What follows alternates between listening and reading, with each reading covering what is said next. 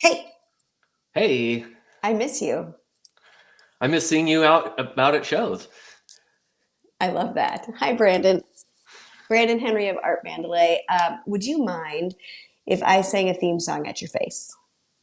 No, not at all. Hey, I miss you, and I hope you're doing well. I miss you and hearing your music IRL. So I am thinking that you sing me a song or two while I just sit here in my bathroom saying, hey, I miss you. All right. That's the song. Did I frighten you? No, not at all. Okay, good, good, good. I'm so glad. It's a little forward, I know, but I just the song needed show needs a song. Brandon Henry. I am sitting in my big green bathroom in Shoreview, Minnesota. You recognized it as my famous bathroom, which is very nice of you. You've never been here. I would love to have you come and sing with me someday in the bathroom if you were so inclined when it feels like Sure. comfy to sing in tight quarters with people. I'm wondering if you could tell us roughly where you are. I am in St. Paul, Minnesota, in my dining room. Hmm. Yeah. Got a nice window. Yeah, Some some windows to my right. I'm actually at my work desk, which is shoved in the corner of the dining room. yeah. But it also is a nice little practice space as well. Oh, it's good. I do a lot of work in my dining room as well. It's my favorite room in the house. There's a good vibe to doing work in the dining room. Yeah. It seems less like work. Hmm. I like that. That's good. I'm wondering if I were to take a Polaroid right now, if you could tell us how you are in this second. Ready? I'm doing okay, all things Yeah? considered. Yeah, yeah. So, feeling a little bit more energetic now that we're coming out of February and halfway through March. So, Oh, it's we're actually in April, which is amazing. yeah, and into April. You sailed through March so fast that you like lost track of it, which I totally get. It's the second Friday in April and it's gorgeous out is my future telling. Absolutely. Yeah. Yeah. It's nice to be out in short sleeves. Yes. Okay, I'm wondering if you would sing us a song and tell us why you chose that song. Absolutely. I'm going to play Never See You Again off of our latest album, Champagne and Chandeliers, which we'll be celebrating tomorrow evening at the Aster. Um, this is just a song. I love playing it out live. It's a co-write with my good friend Jasper Leapak.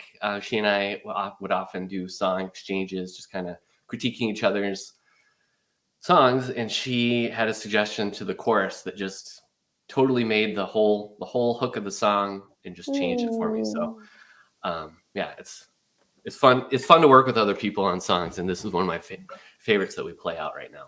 I love that. Let me press two buttons and then I'm going to give you a thumbs up. So hold. There is button one. All right.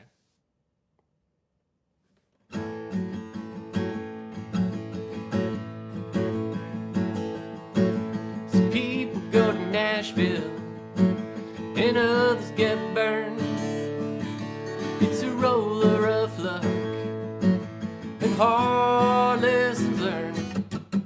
Stare into the bright lights, keep it cool. Are you hanging on, burning out, playing everybody for a fool? If I never see you again, if I never see you again, if I never see you again, that'll be too soon. Drunk drivers survive, cheaters will always win. But here and gone, they got no idea of the damage that they did. They sold us all your snake oil, it was a cheap charade. Left us standing next to the emperor, naked in the shade. If I never see you again, if I never see you again, if I never see you again, too soon.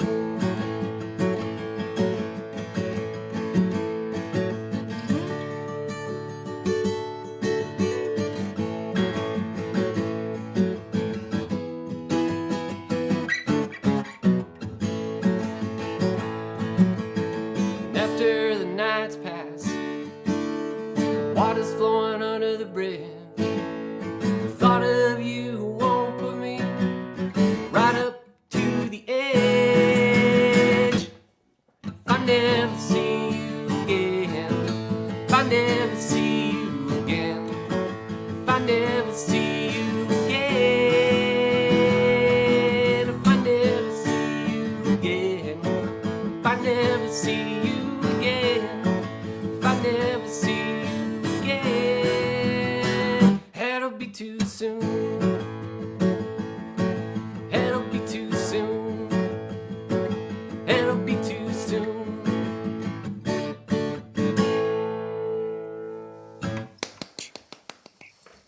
Thank you. Yes. Here comes the other button. There we are. We're back in. We're back in the right. saddle. Never see you again. That was wonderful. I was singing along.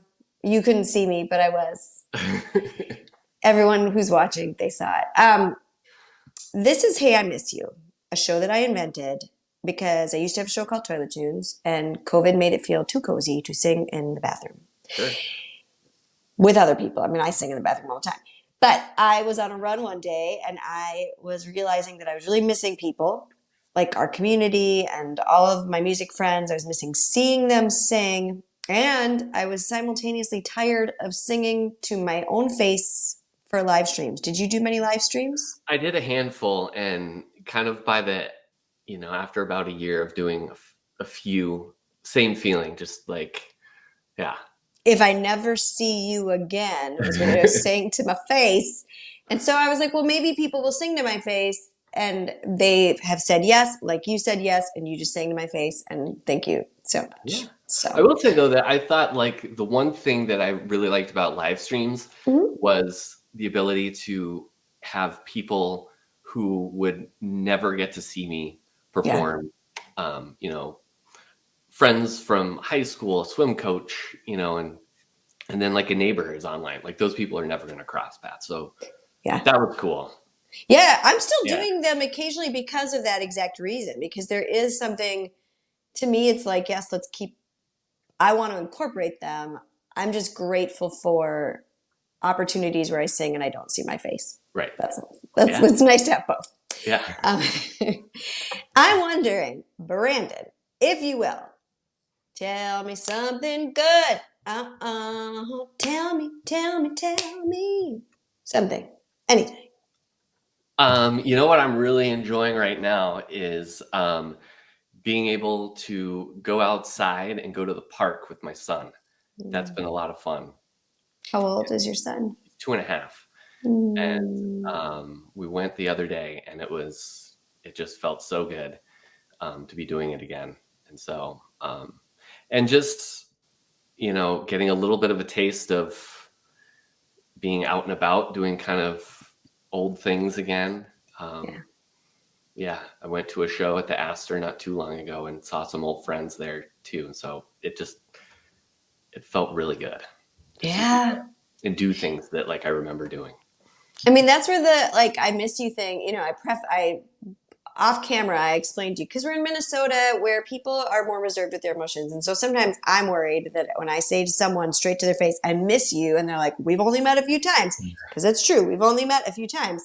But I do miss you. To me, you are represented, like you're a face I would see out in these magical moments and be like, oh, and there's Brandon. And that's really, it's still I'm going to miss that for a while, even as I'm starting to re-engage with it, because now I'm re-engaging with it with a sense of where we've come from. Whereas before I had this naivete about it.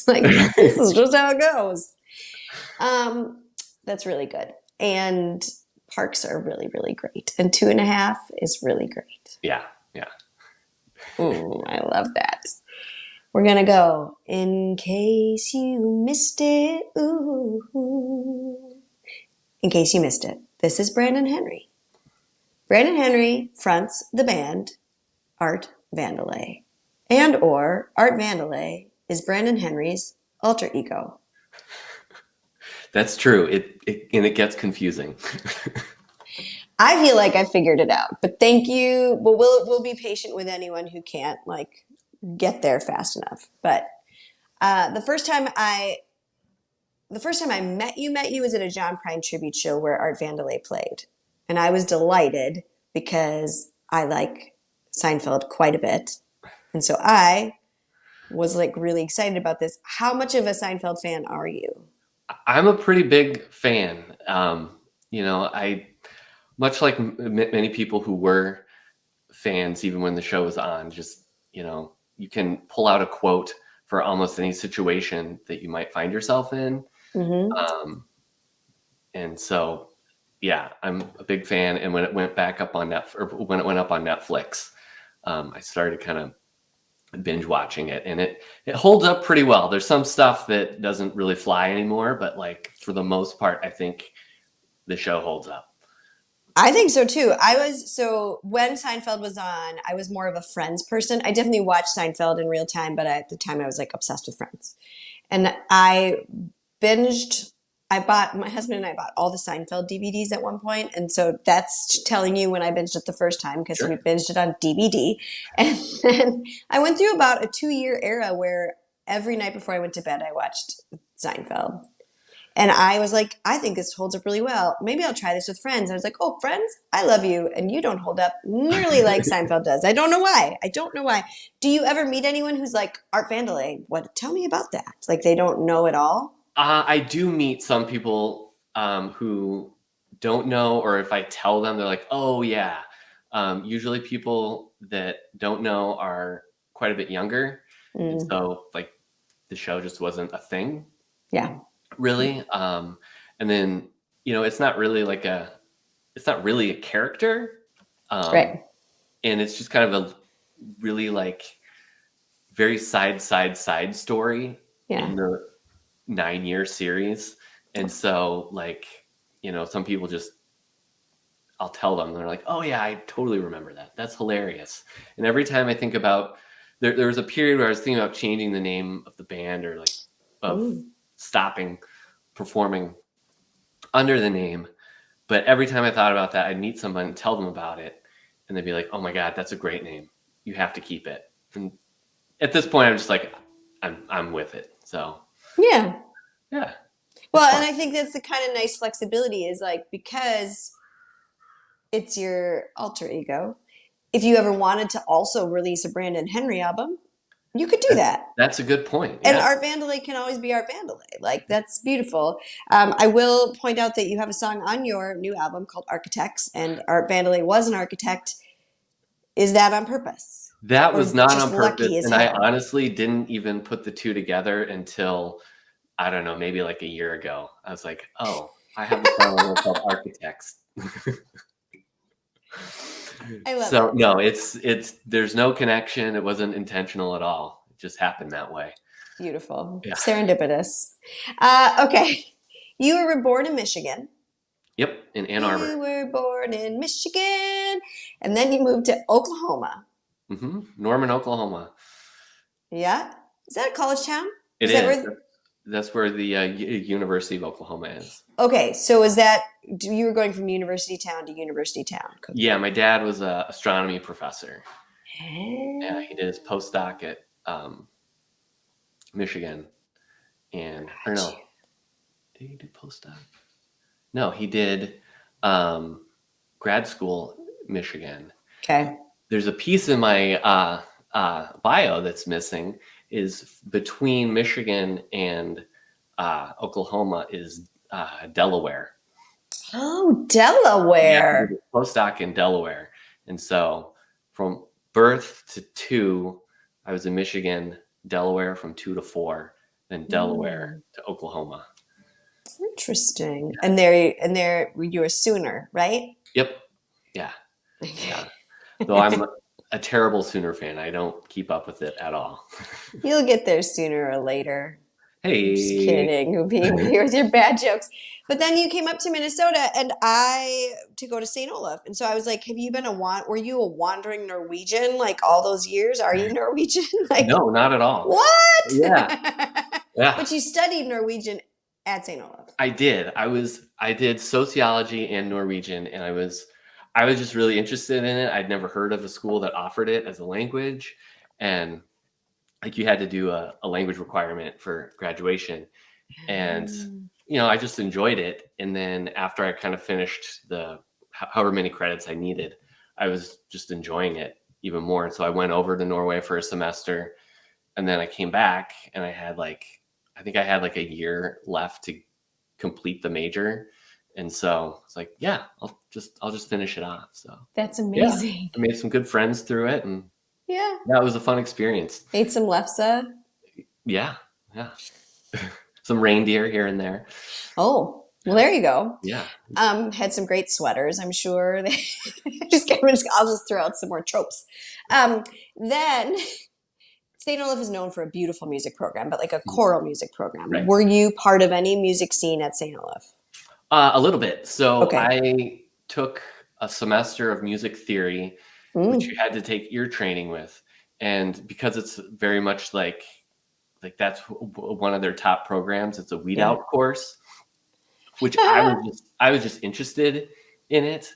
And so, it was extremely hard, and you had to take an ear training class, and I had never done anything like that before. First day of college, they hand us a scale and they're like, go out in the hall, practice it for 5 minutes, come back, you're going to sing it in front of the class. And it was a disaster. Like, I had never sung in front of, I had no training, nothing. It was terrible.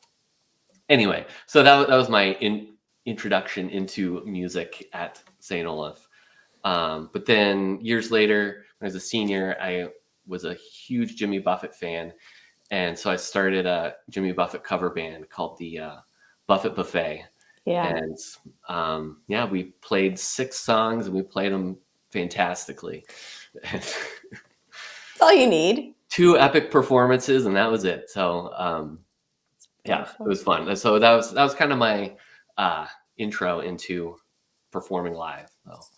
Okay, and then that took you to McNally, which is a school that was here in the Twin Cities. I didn't go to McNally, but I know many, many, many people with McNally ties. And it sounds like that was a really rich experience for you and like dialed you into some community ties. Is that how you became Minneapolis St. Paul now, like for an extended period of your life? Pretty much. I mean, I went a couple years after I finished college at St. Olaf. So yeah, I had just gotten into recording just at home. I had bought like a 4-track cassette Tascam and was really into that. And then I had a friend that was going to McNally at that time. And so he, talked about it. And so I looked into it and ended up going. And yeah, I met a lot of people that I'm still either in contact with, or I kind of come in contact with. Yeah. And even people that I didn't go to school with there, I'll run into someone who went there like either after me or before me. And so yeah, I learned a lot there for sure, and definitely made some good ties that keep carrying on, which is nice. And then you worked for Red House Records. And so that's the other time that I remember, like years ago, coming into contact with you is seeing you on a panel talking from Red House about, you taught us how to use social media or the internet, I think, or something like that. So thank you. Yeah, it was a social media panel. Yeah, yeah. So Red House Records, did that come from the McNally connection community? Was there some tie in there, or you just by that point were into music? And the only tie I can think of is I remember getting, like, when I graduated, you got put on like a alumni mailing list or something, and they would send out like professional opportunities that popped up. Yeah. And I remember that one popping up, and I almost didn't apply. And then at the last minute I did. And so that's kind of the only connection that with McNally that I had with Red House. Yeah. Though I will say, I remember in my interview being asked about my Norwegian major, and I really think that helps. Yeah. Like, you know, I didn't use it, but like, it's just a connection. It's an odd connection with people that know. Um, Yeah. so I don't. I always think that was helped me stand out a little bit, but yeah, there was no direct connection with McNally Smith, but though I'm sure there was all sorts of stuff that bled in that I, subconsciously. McNally Smith is no mas. Red Correct. House is also, Not it's been really in its absorbed. core. It was absorbed. That's a good way to put it. Yeah. Yes. You are Yeah. not responsible for the demise of these two institutions. Absolutely not. No. How long were you with Red House? 11 years. Okay. What I love when I was reading your bio is that like you were inspired by the craft of the songwriters that you were working with to get like it was just being around the caliber because Red House had outstanding Yeah. artists and then Yeah. that was like what propelled you into not just Jimmy Buffett cover band, like into writing your own tunes. Yeah. Just, being surrounded by, Eliza Gilkison, John Gorka, Greg Yeah. Brown, name them all. Like they just were such good songwriters or are such great songwriters that Yeah. like, um, it just kind of taught me like, oh, this is how you can craft a really solid song about any topic. And it doesn't have to be, overproduced or anything like that. It can just be like acoustic guitar, or it can have, all sorts of stuff going on with it. But like the song really can, is the driver of the music. So yeah, just being immersed in that every day was amazing. And I love that. I love song as driver. That's the kind of music I like to listen to, and that's what I aspire to as well. You formed your band around 2008.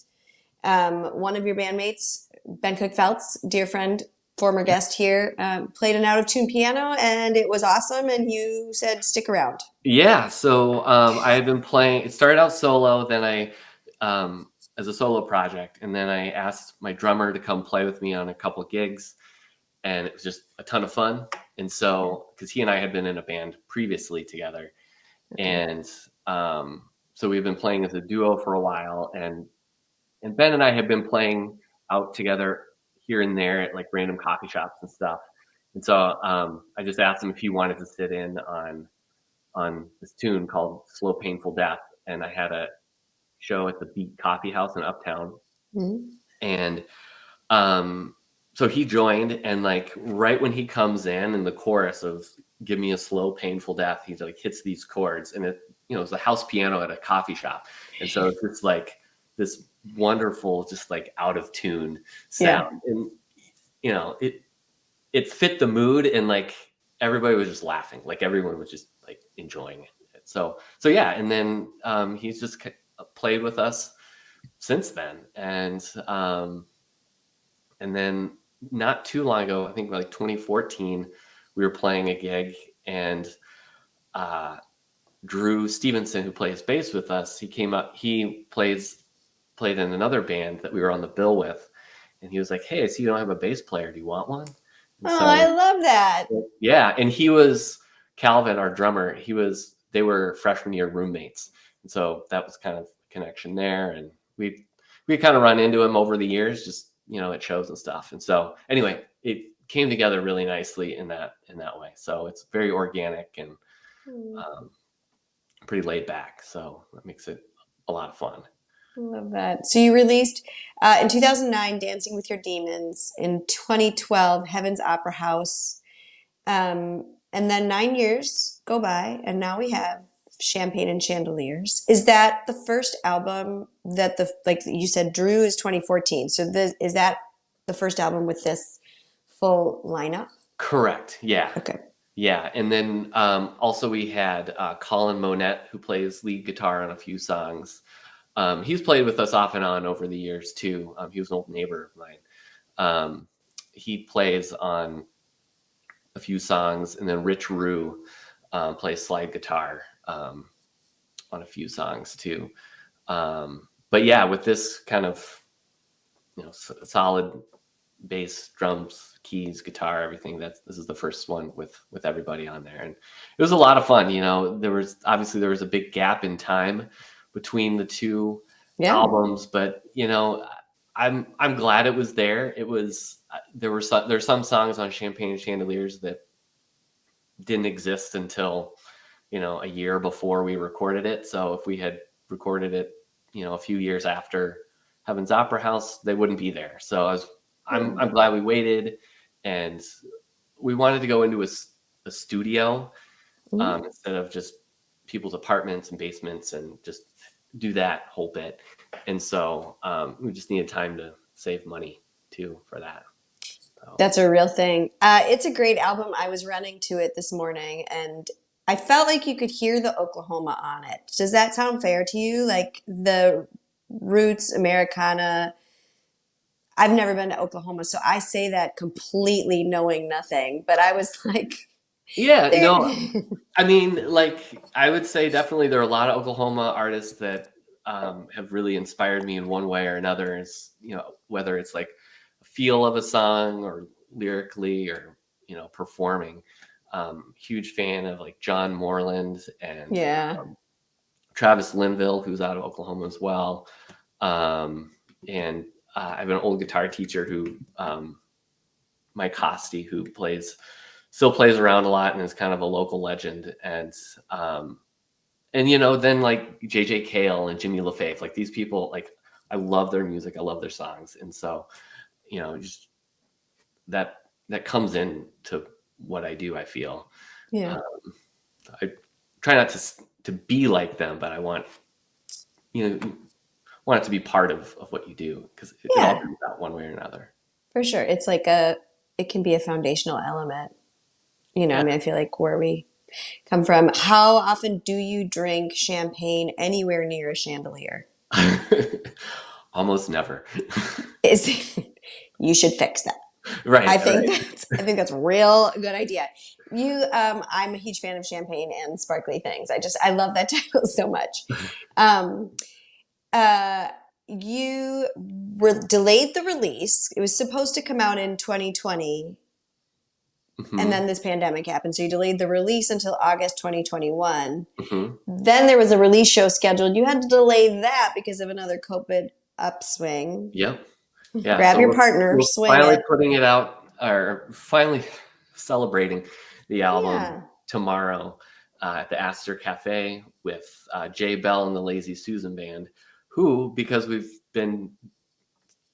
delayed the January show to April, in the meantime, they've Jay Bell's putting out a solo EP, and so it's going to be kind of a double celebration show for both of our new musics. So new musics.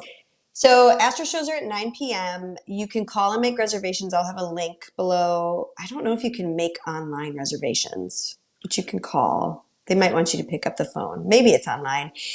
Aster kind of does have chandeliers. They're not traditional, but they have really cool light fixtures. And I just think maybe you should find some sparkling wine and swing from them. There is the custom Art Vandalay champagne bottle that did not know about this. Tell us more. So it's basically just DIY champagne bottle of I made this label from the cover. Yeah. And then I made like a little description, as they do on various wine and champagne. Do you put this on bottles that contain champagne still, or are you just I do, doing that? I just go to the store and get a bottle, and then I have it measured so it fits over labels. Oh. And just tape it on. This is genius, and I need to get one of those because I love champagne. And so I'm wishing you tomorrow a fantastic show, and I'm hoping that the Champagne and Chandeliers meets up, and that it just turns into a spectacular absolutely event. The Aster is such a wonderful place, and when we talk about missing people and places, that is one of the spots where you would have those magic That one or like the 331 where you would just run into your community. Mhm. The 400 bar, I suppose, back in the day, but I never got to go. And then you have one other show that's meaningful this month that's like special meaningful, and it's 427 at Carboni's in South Minneapolis. It is your birthday eve show. Yes.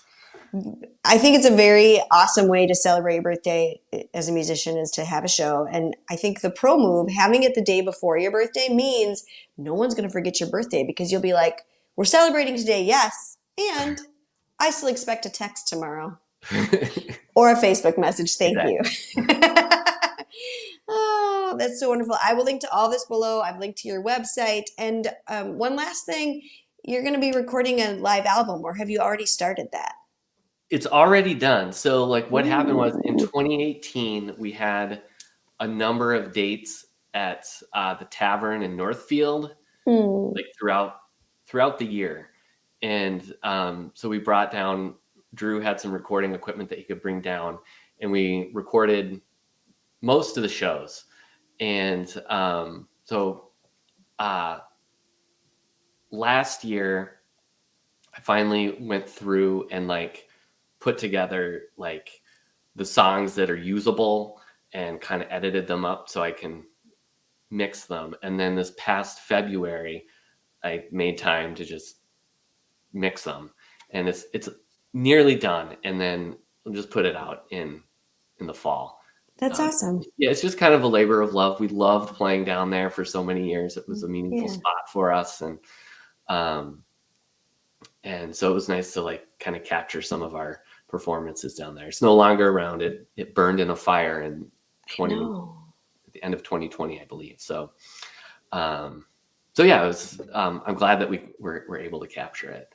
Yeah. It was. I played my first ever show with Vicki Emerson there as the Home Fires at the tavern. It was a sweet little spot. Well, we will be on the lookout for that. I'm wondering if you could sing us another song. Yeah, absolutely. I'm going to sing Eye of the Beholder, which is off of Champagne and Chandeliers. I loved the line in this one about like the songs. Essentially, there was something like sometimes songs don't mean a thing and sometimes they mean everything. Yeah. And it's like, yeah, that is like, and both, even when they don't mean a thing, that means something because sometimes like the nothingness of it can be a transportative on its own. Yes. Well, I'm very excited. I'm going to press my two little buttons while you.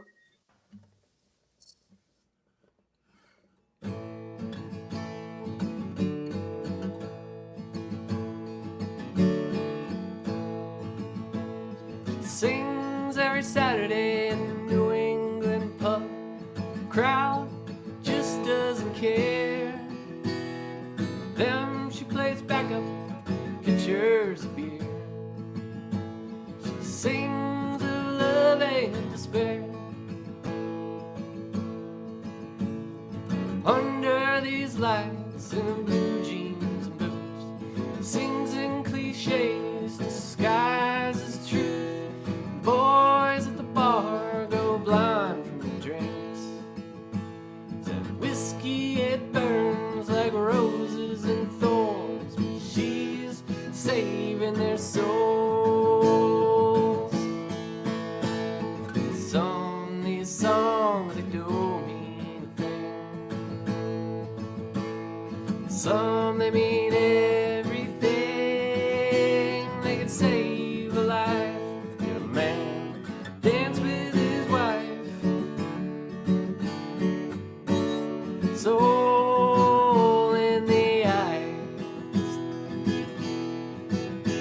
Beholder.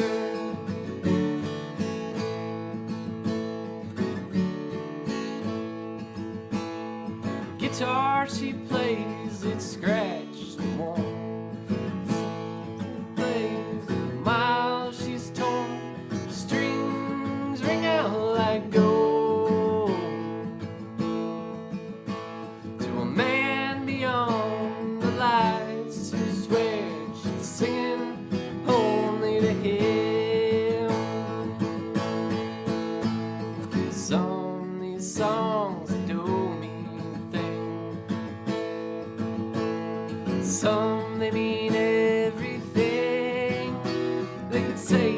alive. Yet a man dance with his wife. Soul in the eye, beholder.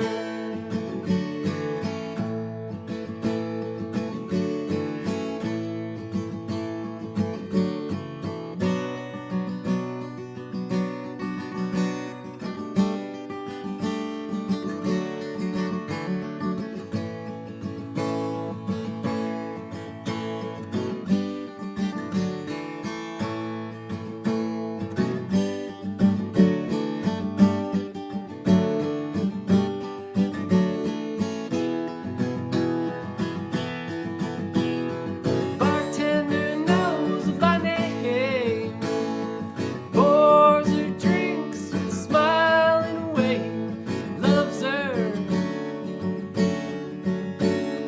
daughter. He lost in the war.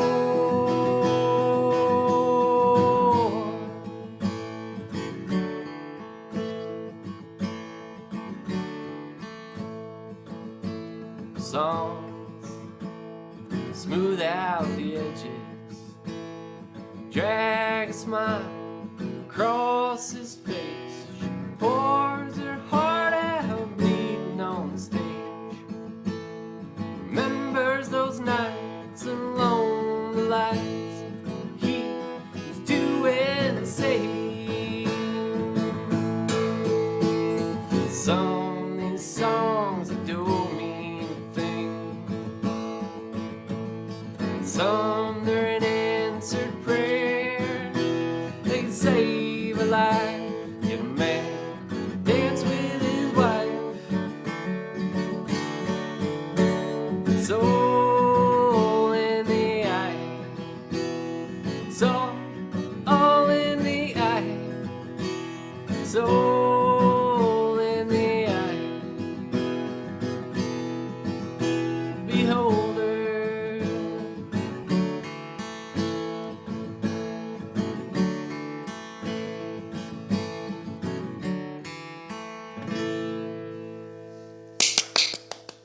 Yeah. All right, we're good with the buttons, she said. That was awesome. I love Thank a you. song about songs, and I love the story in there. And I think both that song and the one you began with, they're super catchy and have this like kind of upbeat sway to them. And there's also like there's tenderness and like darkness in there too in the lyric. And I always love that. You Yeah, navigate I that like that contrast too. well. Yeah. Yeah, thank you. I'm wondering if you would take us by the metaphorical ear and spin us out to something that you're listening to. That's amazing. Oh, I've been listening a lot to John R. Miller. Okay. Depreciated is the name of the album I've been really Yes. into. Ooh. Super fun, like Americana grooves and like uh, great lyrics. Ooh. Yeah. Those are my favorite words. So I will link to that. Where is he based out of? I don't know. I'm Nashville, I gonna think, but sure.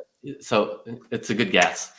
No, Yep. I think that was in his bio. That was Nashville, but I don't know Well, I'm completely. excited to give that a listen. John R. Miller. I will link to that below, everybody. Okay, now, Brandon, could you please give us all an action item? Action item. What is one thing we can do to support you? You could go to artvandalaytunes.com and sign up for our email list. That Yes. is a really good way. I try to just send about one, update email a month, and just with upcoming shows, things that are going on with the band. I try to keep it nice, short and sweet.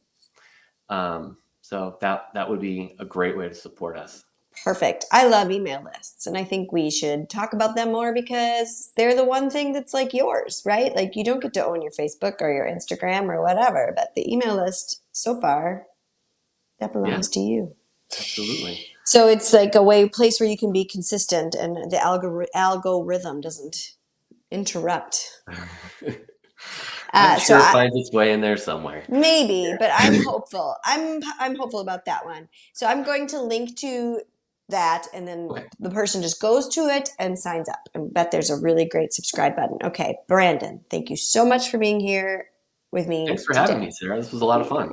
I'm really glad that I got to see you and send everybody to your show tomorrow. I need to thank my patrons over here. Oops.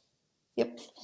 My Sarah subscribers and Patreon for making this show and all the wacky things I do, like making albums and various bathroom programming possible. I love them.